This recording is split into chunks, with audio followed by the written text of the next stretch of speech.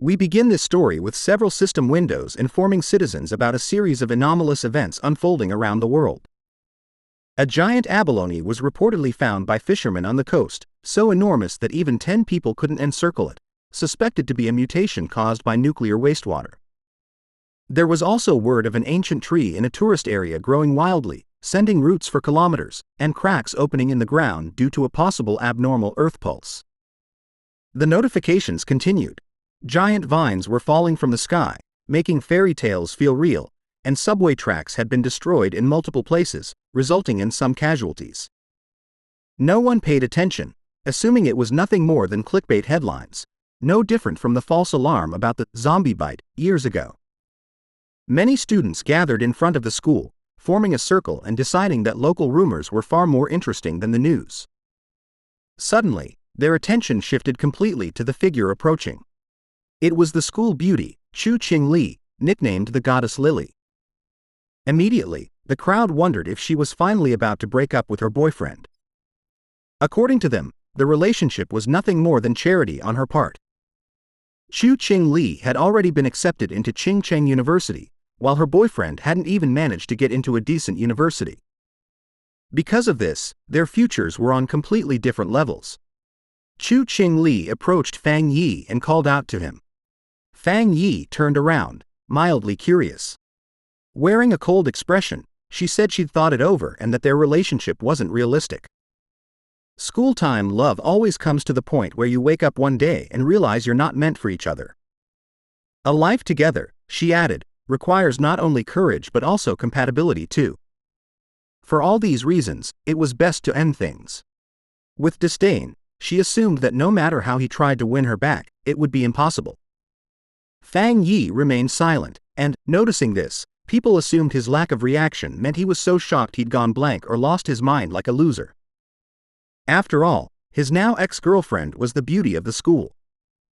They expected him to be on his knees, begging for another chance. However, upon observing him, they simply concluded that he was no match for a rich and beautiful girl, a toad coveting a swan. With a calm gaze, Fang Yi agreed to break up with her, leaving Chu Qing-li and the others in shock. Seeing she had nothing more to say, our boy turned his back and decided to leave. She panicked and called out to him. With a piercing gaze, Fang Yi turned and asked what she wanted. Her eyes flashed with rage as she made it clear she didn't care what he was thinking or what tricks he might use. She wasn't going back with him, and she wanted that to be completely clear. Fang Yi stared at her and told her not to flatter herself, calling her the school beauty and that right now, he was too busy for her. At that insult, her eyes widened in surprise, and she blushed. The others were equally shocked by Fang Yi's attitude. He knew that Chu Qing-li and the rest had no idea what was about to happen. Society's current rules, money, education, status, would soon turn to ashes. They didn't know he had returned from a future disaster, a man reborn in this timeline. Because of that, the Chu Qing-li before him was simply a distant stranger from another life. Fang Yi left the school. He had more important matters to attend to. For him, school beauties and reputation were irrelevant, since everything was about to be completely reconfigured. The real crisis was one looming over all humanity on Blue Star. It had all begun the night before, when Fang Yi woke up and strange cracks revealed the future to him. A red moon, cargo ships being destroyed in the sea, lightning striking cities around the world, massive monsters looking to eat humans as a snack. Then the system informed him that an aura recovery had been detected. Its full activation would occur in 364 days, 11 hours, and 59 minutes, and once that happened, the world would undergo an unprecedented transformation. Fang Yi was confused. Several figures appeared before him, and the system revealed that society's rules would be rewritten. The era of cultivators was about to arrive, and power would become the new standard. Our boy grew curious, extended his hand, and asked who it was.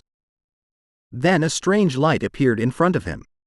A system window stated that it came from the ends of the universe and used top-tier algorithms integrated with cosmic secrets. Its function was to automatically generate cultivation techniques based on spiritual materials touched by the host, with current techniques at zero. Fang Yi reached out, and his eyes widened as his fingers passed through the system window. Then a powerful monster emerged and began to roar. Fang Yi froze, his eyes filling with fear. Inside the monster's mouth was a corpse, and the system revealed that this was his end as an ordinary person, as well as the fate of billions on Blue Star. Fang Yi swallowed hard and couldn't help feeling afraid. He pressed a hand to his chest, worry clouding his eyes. He began to ponder and remembered his past life. He had been just an average person swept along by the tide of events, struggling only to survive with the hope of overcoming the disaster. He witnessed the fall of his nation and the suffering of the people, and, in the end, he could not escape the mutated beasts. He remembered dying in despair, full of rage, with a deep desire for revenge. His eyes began to shine with determination, as he thought that perhaps this was why he had been chosen by the system and brought back 1 year before the recovery of Aura. Back in the present, he extended his hand again, knowing that, at this moment, most people had no idea about the change that was coming. Fang Yi touched the system fragments and decided he would use each anomaly caused by the aura to his advantage. The system began initializing a new evaluation. Our boy's eyes shone as it informed him that the link had succeeded. A new path had been unlocked, and now everything in existence could be used as material. His mission was to collect powerful techniques and abilities, become a strong cultivator, and save the world. In the city, people were informed through the news monitor that humanity now faced an unprecedented crisis. Answers could not be found in the past. The only option was to adapt with their own strength. Everyone was surprised, except Fang Yi. When he turned on his phone, he saw several notifications. He understood that the government neither confirmed nor denied the strange phenomena, limiting itself to telling people to prepare. Looking at his phone with scenes around the world and a warning sign, he knew this was Sha Nation's subtle way of issuing a warning, since reports once dismissed as mythical nonsense would never have gone viral otherwise. His eyes filled with sadness as he remembered the past. He knew that this indirect and silent approach by Sha Nation helped citizens remain calm and trust their country. It was a hard and slow method, but much more effective than the chaos and gunfire of neighboring nations. Then he remembered that the system had told him he could use anything, which meant he should go wherever anomalies occurred. His attention was fixed on his phone. The #1 trending news said the UV index at Ching-Cheng University had reached a historic record of the century. Because of this, a heat warning had been issued, urging new students to take safety precautions and use sunscreen. Students were confused, thinking that even the best universities now resorted to sensationalist advertising. They considered it false, definitely a paid topic to be trending, since heat of that magnitude could kill people. Fang Yi looked up at the sky and saw it was full of clouds. Then he activated the UV meter and saw that it read 0. He was confused, not understanding how the weather could be so different, since Ching-Cheng University was only 15 minutes away by car. Images of a blazing sun above the university were published, and students were informed that new student registration would continue, but they should avoid the north gate due to the high UV index, as all other entrances remained open. Fang Yi couldn't help smiling. He knew that when anomalies first appeared, most people thought they were publicity stunts, and only he knew the truth. Joy sparked in his eyes as his first opportunity arrived. Fang Yi changed clothes and went to Ching-Cheng University. Everyone carried umbrellas. It was so hot that the leaves of the trees had fallen. Our boy went to the north gate of Ching-Cheng University, the least crowded of all. He knew something was definitely wrong there. Shimmering ash began to drift down from the sky. While students fled to avoid being scorched to death, Fang Yi fixed his attention on it. He sat down and decided to touch it. As soon as his finger made contact, an intense glow flared, and the system reported that it had detected a powerful fluctuation in the yang attribute, unlocking its data template. The energy poured into Fang Yi's body, causing terrible pain. An intense light burst from our boy's body. People shielded their eyes to keep from going blind. They didn't know what was happening and thought they were hallucinating. The energy began burning Fang Yi's clothes, making him clench his teeth tightly. He pressed his hands to his head and felt himself going crazy, unsure whether the system had finished compiling. He felt like he was about to die. The compilation completed, and Fang Yi acquired a yang attribute technique, the golden sun breathing technique. Later, it's the day for new students to register at Qingcheng University, and the campus is buzzing. Our main character's ex-girlfriend arrives at the registration area, composed yet clearly drawing attention. A guy immediately offers to carry her suitcase for her. Soon, more guys drift over to try to get her attention, but she turns them all down, calmly telling them she doesn't need any help.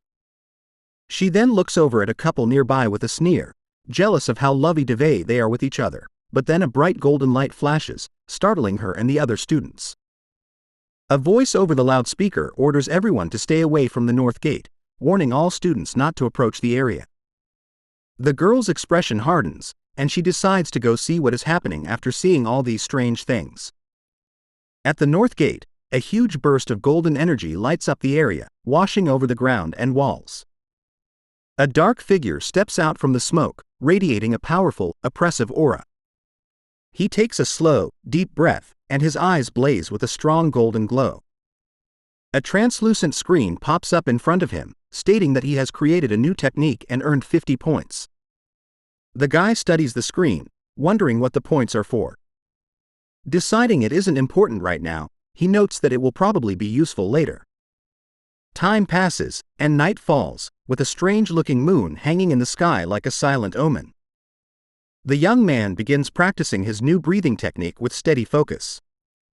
The next day, a bright sun hangs high, and a new, unfamiliar energy spreads through the university grounds. Some students notice the sky dim and cool for a second as they rush toward the north gate, drawn by curiosity. A large crowd quickly gathers to see what is going on. The university's dean arrives with a team of security guards behind him, angry, and demands to know why no one listened to the warning to stay away. The group pushes forward through the mass of people. The crowd shifts aside for them as they move toward the center of it all. A hooded person with a serious look tells the dean to block off the north gate completely. At that exact moment, a system notification tells Fang Yi that he has cleaned a polluted area. He learns that the government already knows about these zones and wonders if there are other people like him out there. Hearing another alert about the area being strictly off limits, the young man understands that things have become truly serious. Students spot people in uniform and whisper, wondering if they are from the army. From a rooftop, Fang Yi sees the commotion spreading across campus as the disturbance draws heavy attention. With his red eyes glowing, he decides it's time to leave and leaps off the building without hesitation. Down below, the mysterious hooded person walks across ground cracked by the residual energy.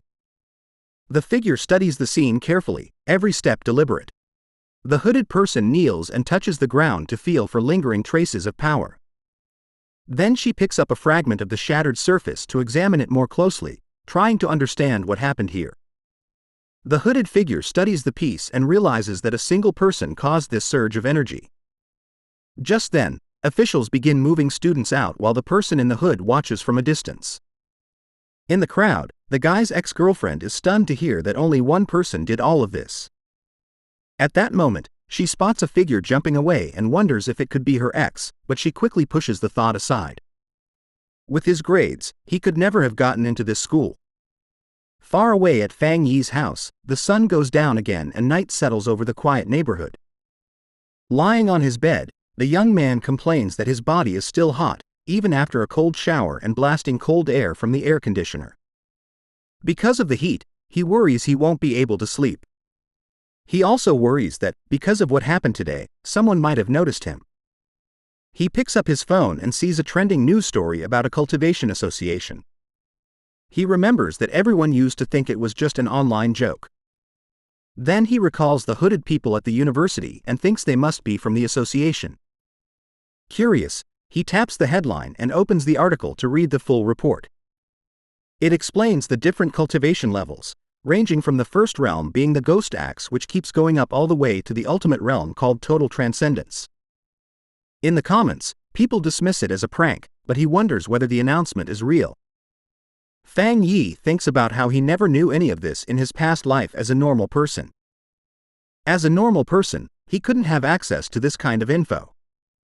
After disasters completely changed his life, he had no time or energy to care. Surviving took everything he had. Sitting on his bed, he thinks about the Cultivation Association and decides to try his technique again. He closes his eyes, focuses his breath, and starts his training. In that instant, sweat beads on his skin as a strong golden energy swirls around him. He begins to float in his room, surrounded by a brilliant golden glow. A steady light shines on him. The first step is to strengthen his physical body into a weapon so it can hold the aura of heaven and earth. He steadily controls the energy and shapes it into a divine axe. His eyes glow brightly, and he smiles, feeling full of power. The system informs him that he has reached the Do Shuai realm and grants him 50 more points. He remembers the points from before and reads as the screen declares that a new path is now open. The system explains that the points can be used to put the compiled data into any object. He considers the idea of placing power into an object and looks at his mug on the table. Extending his hand toward the mug, a golden glow gathers at his palm. The system asks if he wants to use 1 point to put the yang attribute on the mug. He realizes this functions like enchanting an item to give it a special property. The young man thinks that if he did this to a weapon like a gun or a knife, it would become his own special tool for fighting. He decides that having a powered-up weapon will be very important for what is to come. He then finds a small sword on his shelf and decides to try the power on it as a test. If the experiment works, he plans to buy a real weapon to be ready for the mutated monsters he expects. Suddenly, a strange noise from outside the building grabs his attention in the middle of the night.